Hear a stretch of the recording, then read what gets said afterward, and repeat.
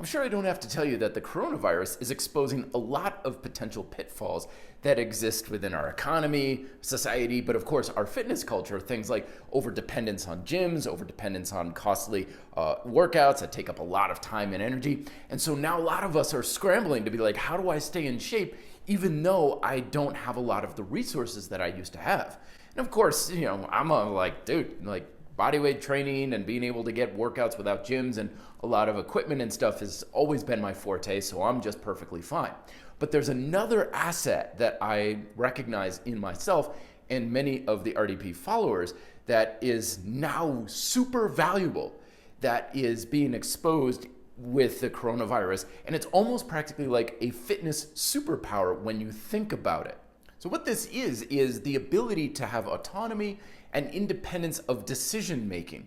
And this is something that I find is woefully becoming inadequate these days, especially when it comes to diet and exercise. Basically, it's about saying, well, figure it out for yourself, do what you think is best, and use whatever cards you have laid in your hand at the present moment.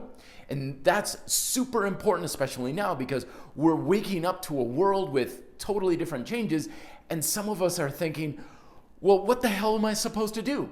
Where is the dogmatic system that's going to take care of me and my health and my fitness and going to guarantee that I won't gain weight? And the reality is that fitness was never meant to be in the hands of the experts.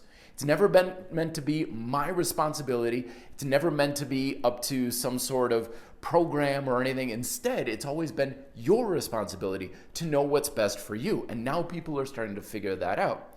Now, thankfully, at the time I didn't recognize it, but I grew up with a lot of teachers who promoted this mentality for me, particularly like my taiko drumming instructor, Stuart Payton, where when I would start to learn taiko drumming, he would say, okay, Matt, here's what you're doing, like dun, dun, dun.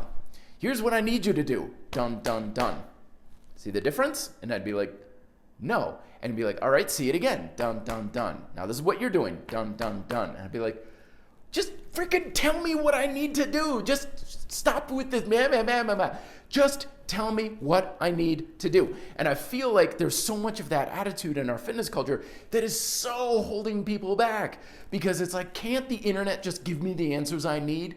Can't the internet tell me how I need to eat and exercise to get the results I want and stuff? And the answer is no, of course not.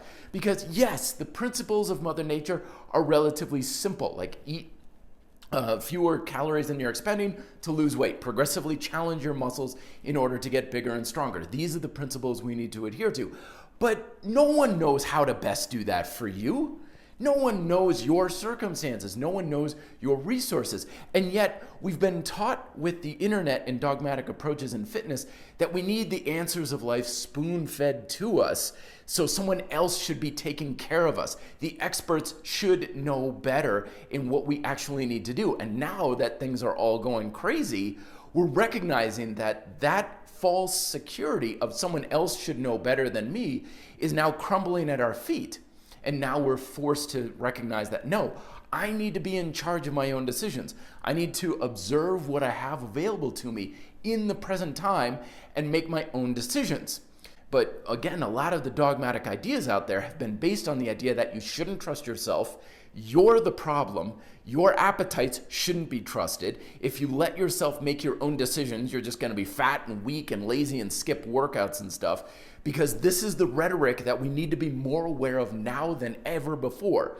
Because anybody, especially now in the United States, now we have an election year coming up, if someone wants to take power from you, they're going to first try to convince you that you're the problem, that you can't trust yourself, that you are inherently flawed and sinful. There's a lot of puritanical ideas that still exist within our fitness culture. So therefore, you've been taught, don't make your own decisions. You can't trust yourself to do what's best for you.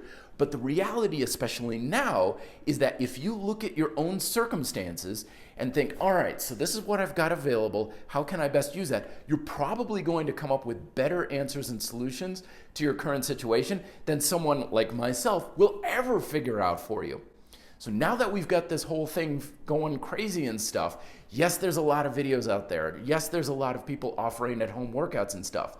But take this time to sit down, build faith in yourself, Trust in yourself. Listen to your mind, body, and even your emotional state to learn as much as you can about what can you do on a daily basis to use the day to your maximum advantage to make your best progress rather.